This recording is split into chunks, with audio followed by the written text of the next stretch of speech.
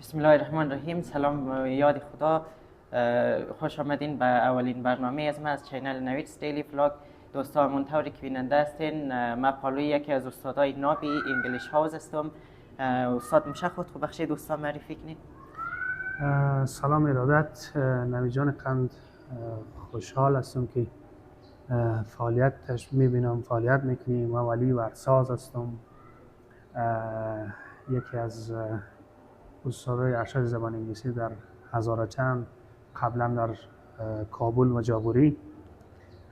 دیگه سابقه انگلیسی را که خواندم، من انگلیسی را در کورس به نام ایلید در جاغوری یک دیپلم دارم و همچنان از مسلم دیپلم دارم و سابقه فعالیت در مسلم و دانشگاه کابل و کورس های زیاد را در جاغوری و روشنگران و ایلیت و تارگیت و خیلی زیاد مراکز تدریس کردم و همچنان بنیانگذار چایدی گلکسی در هزار تاون هستم و همچنان صاحب یا اونر انگلیش هاوس اینستیتوت در هزار تاون هستم. دیگه همچنان والنتیر رضاکار در سازمان ملل، دفاتر سازمان ملل، آیلیم یا اشتراک، دفتر سحر در کوچه پاکستان و همچنان سکرتری بنیادی کنسول علی‌آباد در حزب دموکراتیک هزاره‌های پاکستان یا HDP. دیگه خوشحال هستم نوید جان، خوش آمدین به انگلیش هاوس. خوش باشین استاد. استاد مشه بگین که شما در اینجی در انگلیش هاوس اینستیتوت کدام کلاس ها را تدریس مونین؟ نوید جان نازنین، ما سیستم های متفاوت داریم بنابر خواست متقاضیان. خب کسایی که کیس داره میخواد فقط روی اسپیکینگ و محاوره خود کار کنه و لیسنینگ، یعنی گپ بزنه و کسی که گپ میزنه رو بفهمه. خب ما برای اونا اسپیشال اسپیکینگ داریم که اسپیک ناو هست سیستم ما و اسپیشال اسپیکینگ هست. خب کتابای ما متمرکز بر چند چیز هست در اسپیشال اسپیکینگ. یکی روی لیسنینگ تمرکز داریم ما، یکی روی اسپیکینگ تمرکز داریم. همچنان در کنار از روی گرامرهای کلیدی که مربوط به اسپیکینگ میشه و همچنان در کنار از روی 4000 لغت یا 4000 ورد که میگم و در کنار از این مربوط به اسپیشال اسپیکینگ میشه. در کنار از این ما کسایی که میخواین امتحان آیلتس و توفل و دولینگو و پیچیو اینا رو بتن، برای از اینا ما یک سیستمی داریم پیش مقدمه به نام کی اسکیلز که 4 مهارت تدریس میشه. ریدینگ است، رایتینگ است، لیسنینگ است، اسپیکینگ است. یک کتابش ریدینگ و رایتینگ است، یک کتابش لیسنینگ و اسپیکینگ است. و اما تو در کنار از اینا ما سیستم کلاس های VIP داریم. کلاس های VIP مثلا یک نفر هست میخواد برای اینترویو خود آماده شود، وقت نداره، برای از اونها ما صنف‌های تخصصی 1 ماه، 2 ماه، 3 ماه داریم که برای اینترویو خود آماده شود و کلاس شخصی بگیره. درسته استاد. این تقسیم اوقات روزمره اسپیشال اسپیکینگ چیه؟ تقسیم اوقات روزمرهش متفاوت است که 8 ماه هست سیستم محاوره ما، سیستم اسپیشال اسپیکینگ ما، که در ماه‌های اول روزی دوشنبه تاپیک است و مثلا 2 روز کتاب است چپتر که روی محاوره. خلاصه 80% روی اسپیکینگ هست و 20% دیگه هم روی لیسنینگ کار میشه. دیگه تقسیم اوقات روی از همین تقسیمات شده و کمی بالاتر که رفت پیکچر دیسکریپشن میشه، دیبیت میشه و دیسکشن میشه و نمیفهم اسپیچ میشه، پرزنتیشن میشه و همین تو متفاوت است که در بعد از مدتی 8 ماه دانش آموز ما میتونه انگلیسیش در سطح B1 برسه. سطح B1 سطحی هست که دیگه در انگلیسی روزمره دغدغه شنیدن و دغدغه گفتن نداره دانش آموز. خیلی خوب استاد. استاد فعلا داخله جریان داره بخش اسپیشال اسپیکینگ یا نه؟ دقیقاً از ما چون برند هست انگلیش هاوس در کل هزار تاون میفهمه که انگلیش هاوس برند است اسپیشال اسپیکینگ خود. از همون خاطر از 7 صبح تا 8 شب ما کلاس داریم که فعلا ماه رمضان هست تا 6 بجه هست، از بعدش تا 8 بجه شب ما کلاس داریم. اسپیشال اسپیکینگ داخل هم جریان داره، هر هفته هم صنف نو تشکیل داره. خب درست. و برای کلاس های VIP استاد چی رقم در کل گفتین 3 ماه میتونه یک نفر که اینترویو داشته باشه در 3 ماه میتونه آمادهش نه یا در 1 ماه تخصص داره به خود نفر و این نفر در 1 ماه اگر بخواهد در 1 ماه آمادهش نه چند فیصد میتونه آمادهش نه برای اینترویو؟ خب قسمی که گفتم صنف تخصصی هست فقط روی اینترویوش کار میشه. یا مثلا در اینترویو CSP چی سوالا قرار بیه، چی رقم جواب بدی، چی رقم شروع میشه، چی رقم نفر که گپ میزنه چی رقم بفهمی. فقط اندمی لیمیت یا اندمی حد حدود کار میشه سرش. اگر روی انگلیسی از او کار نمیشه دیگه که چون وقت کم است روی انگلیسیش کار نمیشه. فقط روی زمون چیزی که همون اینترویو و همون امتحان یا همون چیز خاصی کنه. درست استاد. و داخله 2 کلاس چقدره برای دوستان میتونین شریک؟ داخله صنف VIP رو گفتی؟ VIP و اسپیشال اسپیکینگ ماهانه 2000 است فیسش 300 هم داخله. اما VIP کلاس آها گفتن همونه که اسپیشال اسپیکینگ ما حد اکثر شاگرد 15 نفر است. از او بالا داخل صنف اجازه نیست. وقتی که اسپیشال اسپیکینگ از 15 نفر بالا دیگه رسیدگی نمیشه.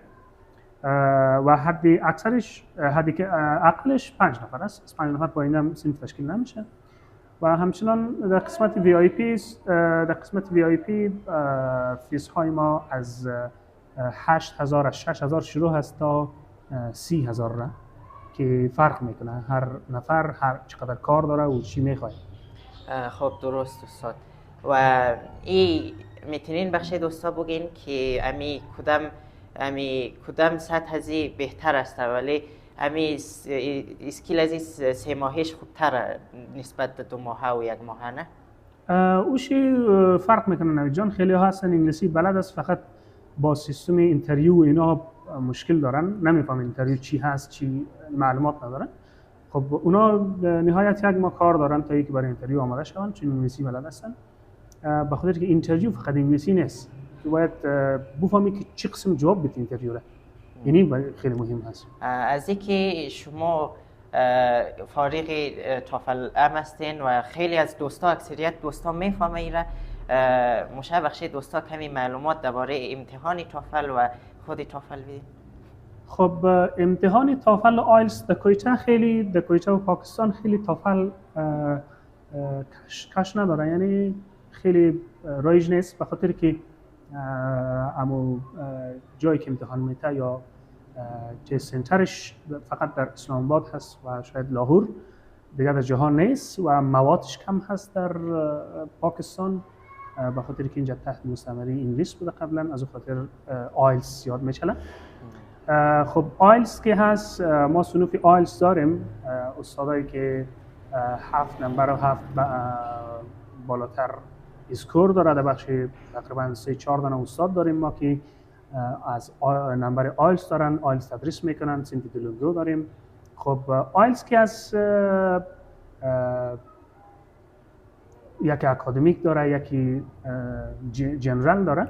خب آیلتس جنرال برای کسایی که پلان سفر داره ویزای کاری دارن یا میخواین سفر بکنن و همچنان آیلتس اکادمیک هست برای کسایی که میخواد پلان اکادمیک داره میخواد بورسیه بره تحصیل کنه و اینا دیگه تست سنترش هم همینجا در سیرنا هتل هست دیگه. بلندترین نمبرش 9 هست و توسط از این نمبر شما میتونین در هر کشوری که برین دیگه شما تست نمیگیره تست زبان وقتی توفل و آیلتس داشته باشین.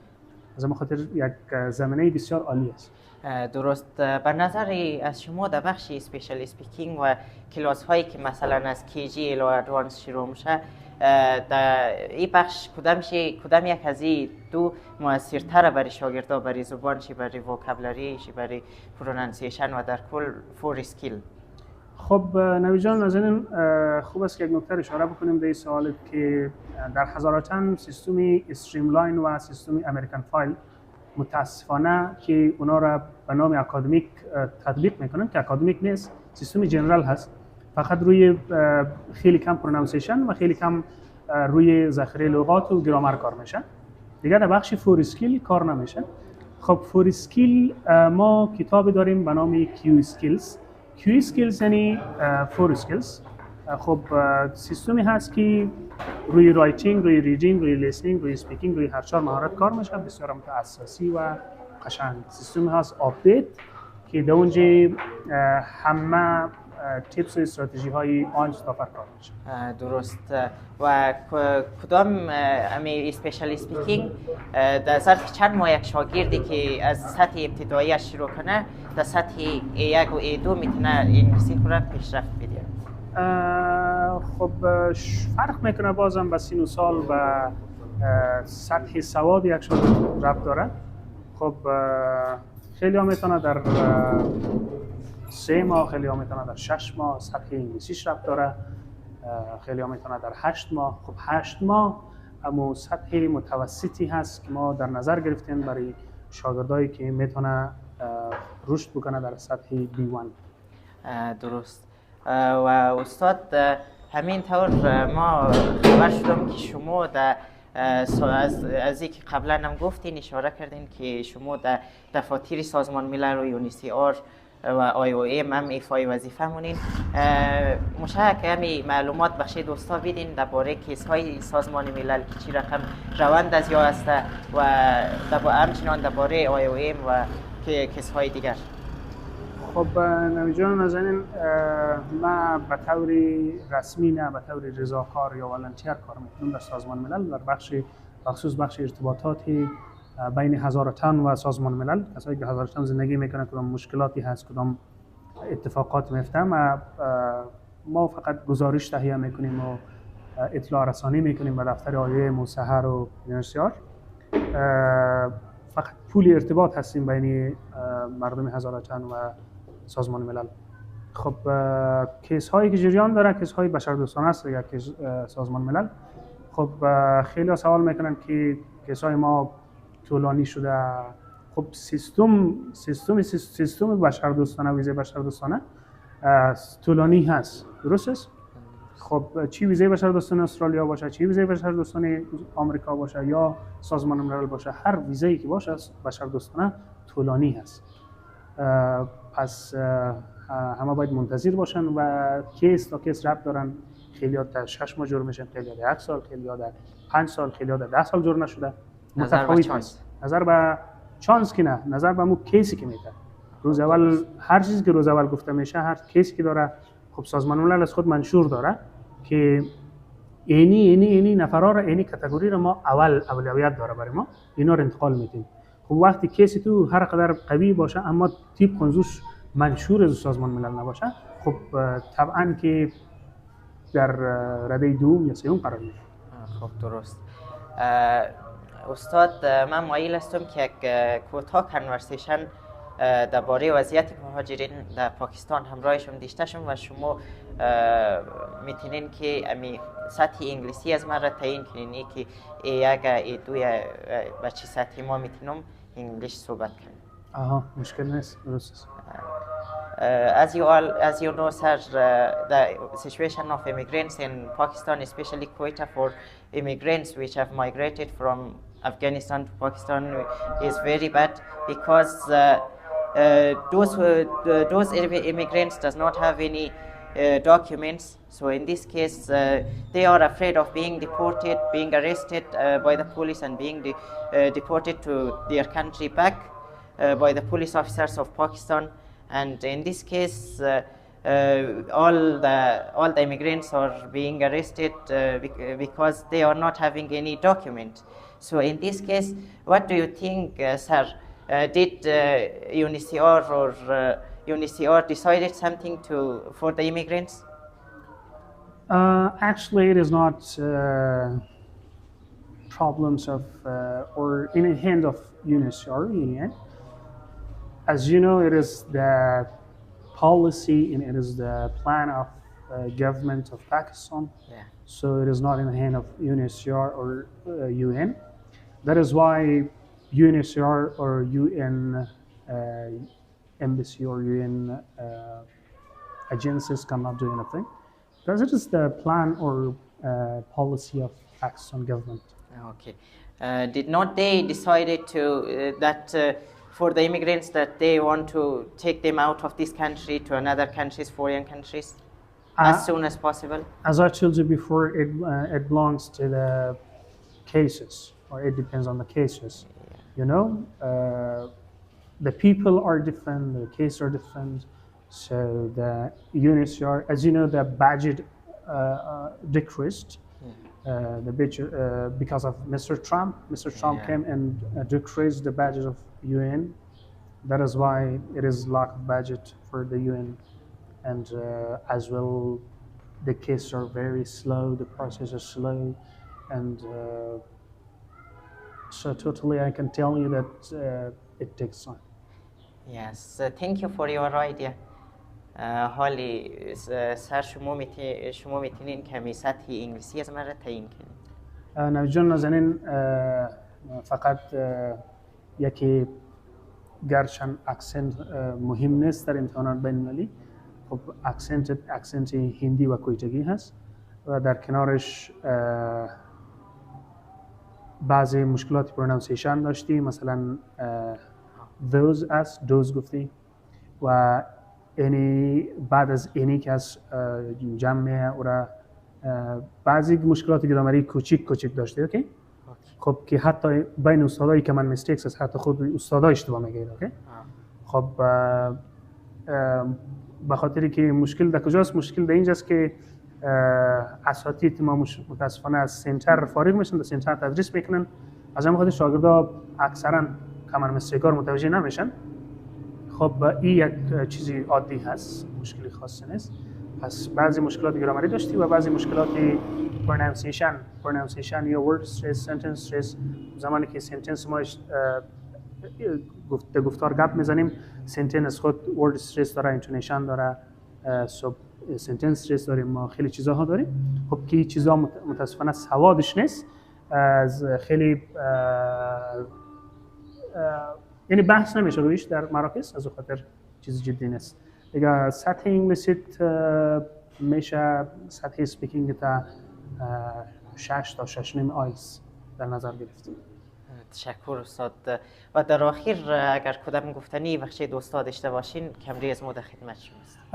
نوید جان نازنین، بازم خوش آمدین در انگلیش هاوس اینستیتوت و ما از دریچه یوتیوب نوید جان نازنین، نوید دیلی ولاگز.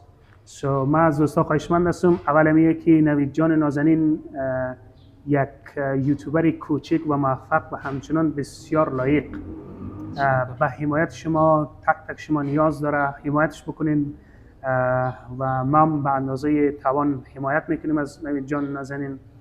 دیگه شما سابسکرایب و فالو و کامنت یادتان نره، قلبای نازنینتون رو بفرستین برای نوید جان نازنین. و همچنان اگر در انگلیش هاوس آمدین، در اسپیشال اسپیکینگ، تافل، آینس، دولینگو، سیستم اکادمیک و اگر خواستین تخصصی انگلیسی صحبت بکنین، ما در انگلیش هاوس در خدمت هستیم. تشکر استاد از معلومات های مفیدتان که ما را مستفید ساختین. دیگه دوستا لایک، سابسکرایب، کامنت، شیر یادشون نره. کامنت های مقبول از شما ما را انگیزه میده و همان طوری که استاد گفت شما میتونین در انگلیش هاوس حالی هم داخله با این داخله بگیرین. انگلیش هاوس برای آینده بهتر. و تشکر از اینکه تا این دم با ما همراه بودین. دیگه تا برنامه بعد خدا نگهدار.